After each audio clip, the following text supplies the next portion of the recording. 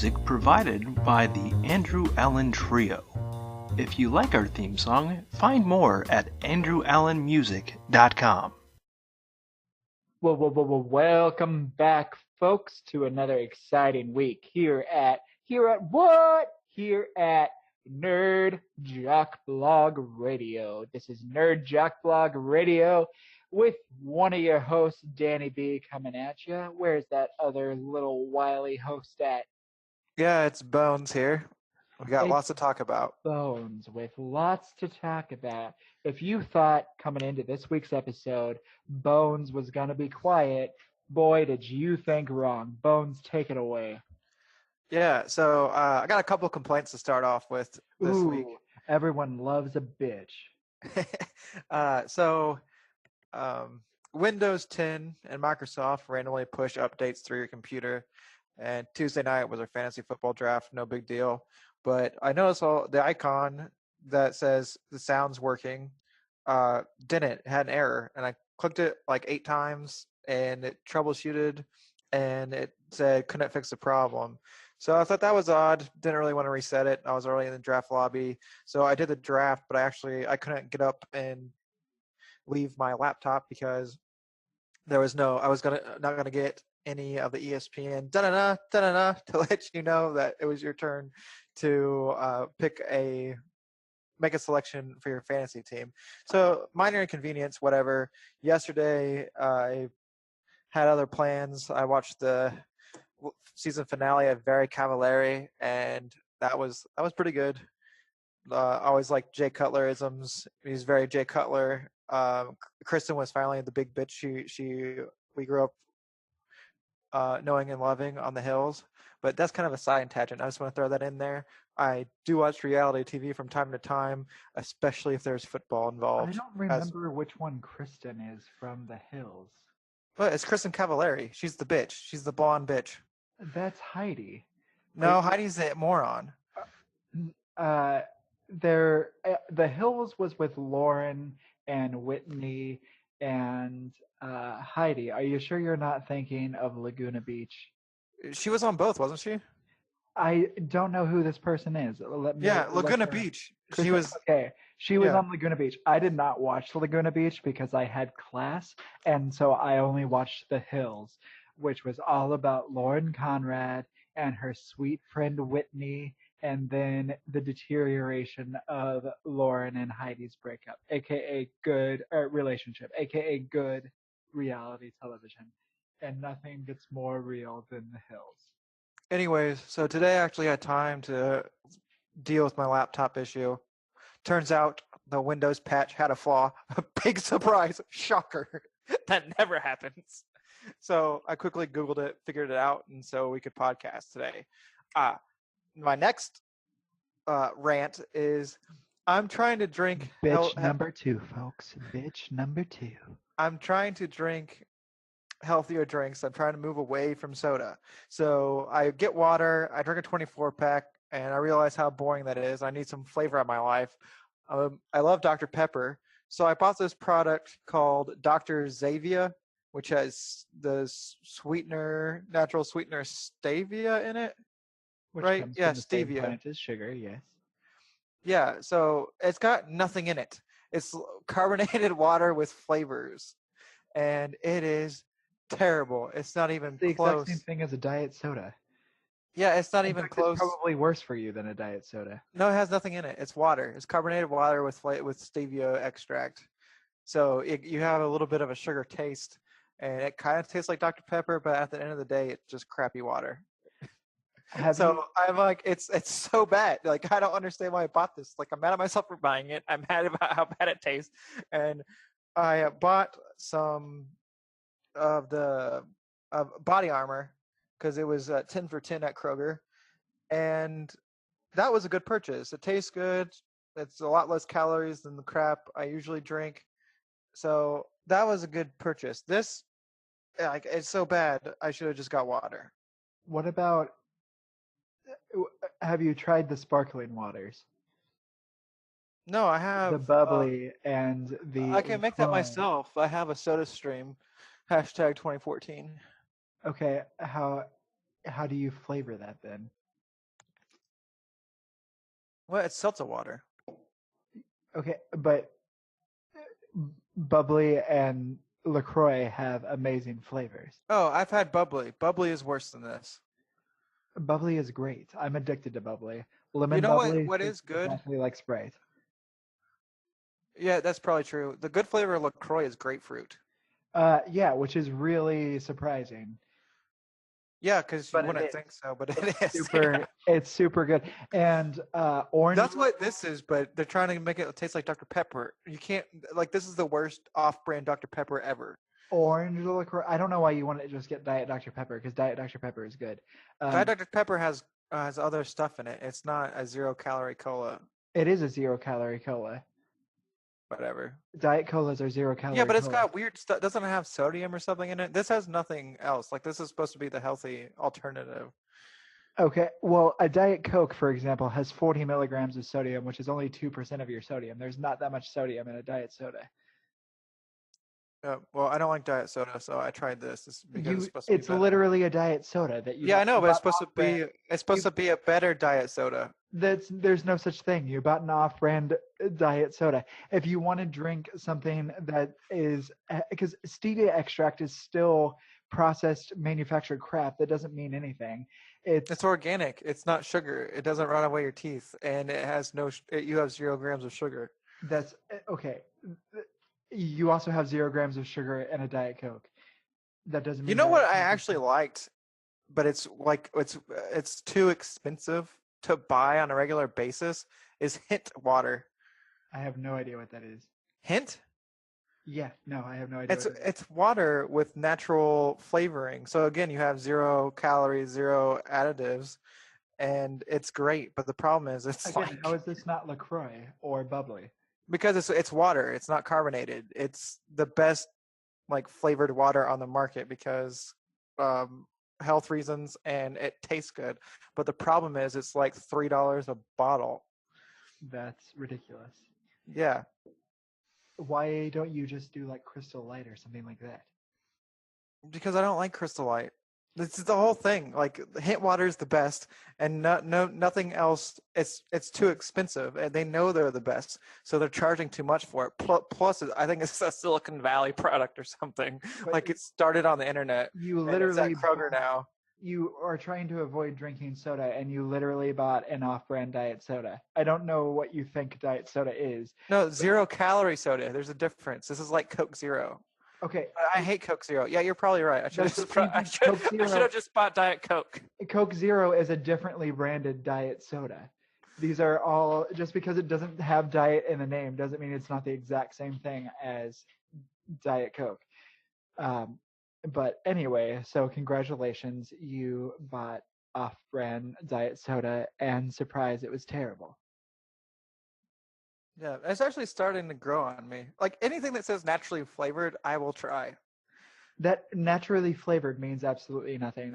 This drives me crazy. It's the same thing as natural shampoo. There's synthetic shampoo? Oh my goodness, there's synthetic everything. And the word natural has no meaning.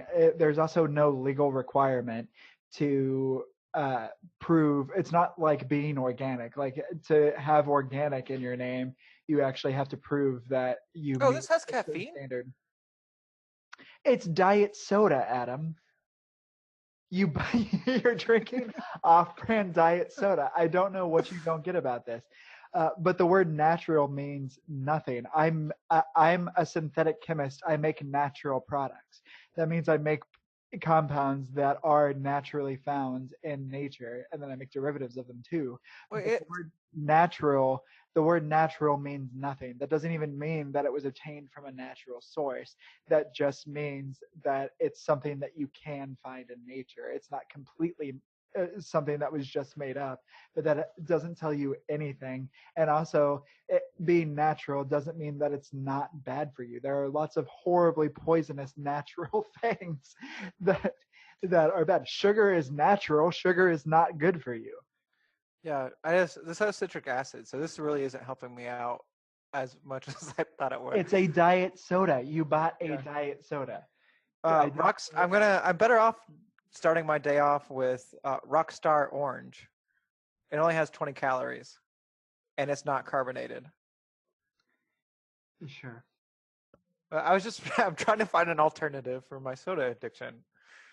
Oh, okay. Well, you're naming things that are not good alternatives for a soda addiction. But anyway, that is that. And in other sports related news, Mr. Nathan Chen started classes at Yale this week. Is that a gymnast or a swimmer? Neither. Who's Nathan Chin? I'm not going to dignify that with a response. You need to explain it to me, because if I don't know, then our viewers probably don't know. Well, first off, they're listeners because this is radio and it's not even radio, it's a podcast. My first hint will be he is on a cornflakes box that is currently on top of my refrigerator. So that should tell you that he's been in public eye recently. He is an Olympian. I said gymnast. He's not a gymnast? He's not a gymnast. I know you said gymnast and that was wrong. What Olympics just happened? The winter ones. Uh-huh. What sport would I follow closely? Oh, he's a figure skater. He's a figure skater. He was the first person to land 5 quads in competition, and then in his free skate, he landed 6 quads. I thought he lost. I thought he fell on his butt a bunch and didn't do anything great. He did, but so the way figure skating works is it's a combination between your short program, your long program, and your free skate. He had a miserable short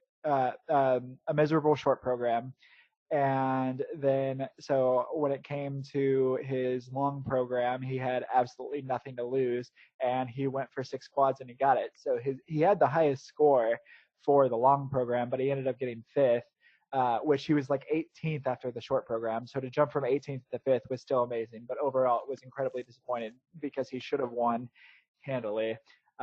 So I'm disappointed, but at the same time, still good for him for going to Yale. And if I was his TA at Yale, you can bet that I would have to be reassigned because I would be creepy as hell. But, that's just the price you have to pay when you're Nathan Chen. And because I'm sure he's taking organic chemistry. So now are we moving on to another obscure sport? I wouldn't exactly call it obscure, but you're Mr. I had a lot to say today, Bones. So do you have something else? I think we should go to tennis first. Okay. Talking tennis. So we're talking tennis. Novak Djokovic is about ready to beat Tennis Sandgren, the only male American left, because the better of the 2 male Americans, TFO, was beaten earlier today. What about the tall guy? Isn't he American? What tall guy? What? Kyrgios?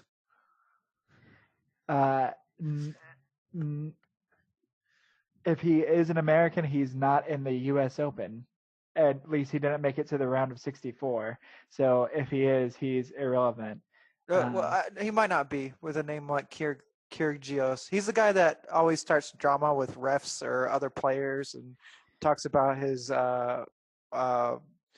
he has a wife and somebody mentioned his girlfriend, or he mentioned he can't wait to celebrate with his girlfriend. He's very outspoken. He's like the modern day. You ever seen the movie Jerry Maguire? I have. He's like Rod Tidwell, very flamboyant, says whatever he wants to say, and always is going against tennis etiquette, which happens all the time. It's very easy to offend the tennis etiquette people. I also have to, and we can talk about that. I have to apologize, though. There are 2 Americans that have made it to the round of 32. One is a newcomer, Tony Fritz, and then the other is John Eisner, who is actually ranked 11th right now. That's the tall guy I was thinking about. John Eisner? Yeah. Okay. Well, that's not anything like what you said. But he's made it to the round of 32. So there's been a lot of tennis etiquette in the news lately, and it's a lot. So Serena Williams wore a cat suit In the It doesn't French look like a Open. cat suit at all. It's not. There's nothing to do with Catwoman. There are no cat ears. There are no cat eyes. I don't know why it's called. Okay, that type of outfit is called a catsuit. But she wore it to help with blood clotting because apparently that's an issue that she's been having since she had her baby. And it's really not a big deal. The French Open decided to ban it. Her response was, they can do whatever they want. I wasn't planning on wearing that again anyway, and she has tights and other things that she can wear. So she had a very non-response to it because it is kind of a non-story thing. But social media and everything blew up and tried to turn it into a feminist issue, which is just really annoying. And so now They have rules of what you can wear and what you can't.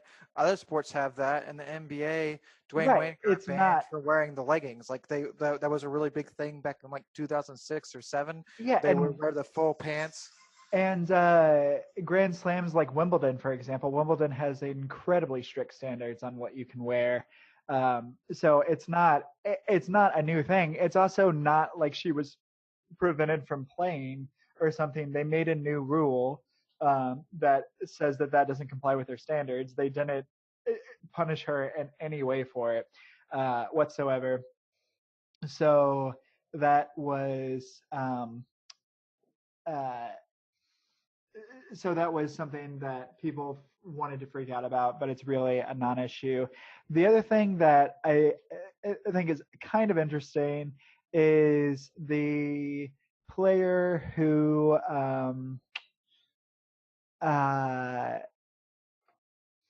did get fined, I believe. Yeah, Elise Cornett got fined for taking her shirt off in the middle of the U.S. Open. She was wearing a sports bra and everything, and it's really like she turned away from the cameras and everything, but people are making a big deal because men don't get fined if they take their shirts off. But also, she put her shirt on backwards and didn't notice until like the second game. That's awesome. So it's a lot of fashion related tennis news. Yeah, Apparently, you realize the reason why these are stories is because this is the only way. It's part of how they get people to watch tennis is creating false narratives. But the thing is, with women's tennis, the American women draw decent ratings for tennis. We have the matchup of the Williams sisters coming tomorrow, which that's always fun to watch. And Venus didn't retire? No. Oh. No, they're still playing, and they're playing each other tomorrow. And Sloane Stephens and Madison Keys are both superstars and have a pretty decent following for women's tennis players. So for the type of sport that it is, the fact that Grand Slams garner enough attention when you have stars. The problem on the men's side in the United States is we don't have any stars, so we don't care. It's also really boring that for the past 8 years, it's pretty much been Nadal, Federer, and Djokovic at the top. The Joker. Yeah. And occasionally, Andy Murray looks like wins the British Open. He wins the Wimbledon. Occasionally, he wins the Wimbledon. Andy Murray, he won the U.S. Open in 2012. He was there for a while, looking like he was going to shake up that top 3, and then all 4 of those got injured. And Andy Murray is not recovering from his injuries very well, and the other 3 are. Because he's British. He likes to party. When they get on top, they celebrate. First off, for he's 2 Scottish. years. He's Scottish. He's not British. So he should be able to have an injury, but he is also probably a drunk because he's Scottish. That's fine. He is the closest thing to an American star that we have. At least somebody that can actually compete and realistically win a Grand Slam, because that's not John Eisner. But that's my tennis news. I like the U.S. Open. I like Grand Slams. I like tennis. But back to her taking her shirt off. It's like 100 degrees. Nobody wants to go there. People are just sweating. So I don't know why it's such a big deal for her to take her shirt off, because she had it on backwards apparently, and 2, it was literally 30 seconds, not even 30 seconds. She just took it off to turn it right side out, to turn it so it was the right facing the right way. It was really not like, if you see the clip, it's not anything. She was wearing a full sports bra. It's not like it was a risque thing whatsoever. So it's a totally tennis story. But and that's I like it. The NBA needs to enforce these types of dress codes, and then we can talk about The NBA Mr. just got their IU dress code. Toronto. They just lowered their dress code. They can wear any colored shoes now with their uniforms. It doesn't have to match with the color of their uniform. It's They what can I'm saying. They're going they in the can wrong wear direction. No, the NBA is just killing it with their marketing and growing the game and getting more eyeballs on the league. It's incredible. Basketball never stops. Speaking of getting more eyes on the court, what do you think of Mr. Anunoby? OG Anunoby. What do you think of him? You think He, he's going to be a point person this? I almost said this semester because I'm in that zone. This season, you think he's going to be utilized? You think he's going to be a key player? I think he's going to be key. I think he's going to get. I think the key statistic to watch for Anunoby is going to be his assists. I think he's going to be a real key player for the Raptors this season. I think you're going to be surprised with his stats. all he has ever been for the entire time he's been in the public eye is a hot prospect. He was supposed to replace Victor Oladipo at IU, and he got hurt all the time and never lived up to the potential. Now he had a role with the Raptors as being a long defensive wing player who occasionally would jump really high. So now he with DeMar DeRozan, he'll have more minutes. So we'll see what happens. But I don't know why you're talking about OG Anunoby when you have Giannis Antetokounmpo in Milwaukee. He's the next great player in the NBA, and he's from Greece. How many titles has he won in Milwaukee? Same as the Raptors in the history of the program. How many times Has he jumped from the free throw line? He took 2 dribbles at half court and dunked it. How many times has that gotten Milwaukee to the finals? This is the year. How is this the year? You have maybe LeBron left the East. That's how this is the year. I just realized that as I said that. And Jabari Parker's healthy. At least we won't have another Cavs and Golden State shootout because that story is getting real old real quick. And Cleveland lost too many times in those stories. So I'm over it. You know who's from Australia? Kyrie Irving. You know who likes Australia? You do. I do. I also like Kyrie Irving. Do you know why I like Kyrie Irving? He's from Australia. But that's not why I like him. Why? Because he entered the Cavs? Hello? He's from He's from Melbourne, and he was drafted by the Cavs. That's why I like him. Anybody that the Cavs like, I like. All right. Well, I'm talking about Australia. Who he plays for now? Yeah, the Celtics. Do you know what city the Celtics are in? See, our listeners may not know this, but I'm a huge basketball freak, and I know way more about the NBA than my brother. So I like to quiz him to try and get his knowledge. So, so good. Kyrie plays for the Celtics. Where are the Celtics located? Boston. But the main point is Australia. And who did they get beat by in the semifinals last year? The Sixers. No. What are you talking about? Semifinals. The Celtics made it to the Eastern Conference Finals, and they lost to the Cavs. That's what I mean. Conference finals or semifinals. And do you know who they beat in the first round? I don't care anymore. You're going to say Milwaukee. Yeah, and you know why that's of note? Because the Greek Freak couldn't even beat the Boston Celtics. Anyway, you're wanting to talk about Australia because you're uncomfortable talking about the NBA because you know I can best you here. So go ahead. Change the subject to literally Australia. No one brings about no one believes that. We're talking about Australia because you like Australia, and Australia's in the news. I once gave recently.